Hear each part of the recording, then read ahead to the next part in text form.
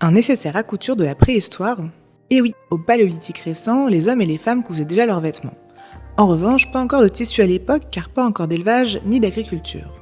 Donc, pas de laine ni de tissage. Les vêtements étaient fabriqués à partir de la peau des animaux chassés, rennes, chevaux, bisons, et le fil à partir de leurs tendons ou de leurs crins. Le principal témoin de la pratique de la couture est l'aiguille à chat. Et oui, celle-là même que vous utilisez peut-être pour rapiécer vos chaussettes trouées. Elle a peu évolué en 45 000 ans. Seul son matériau a changé. Au paléolithique, on n'exploite pas encore les métaux, les aiguilles sont donc en os.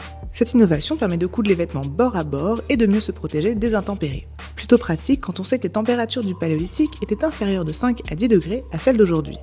De quoi imaginer des hivers rudes. Mais l'aiguille à chat seule ne suffit pas à transformer la peau d'un animal en superbe redingote. Il faut d'abord la nettoyer à l'aide d'un grattoir, l'assouplir et la rendre résistante à l'eau à l'aide d'un lissoir, la faire sécher, découper les pièces du vêtement, percer les trous dans lesquels on fera passer le fil et enfin coudre le tout. Il est même possible que les vêtements aient ensuite été peints ou brodés. Comme quoi, le paléolithique, ça peut être chic.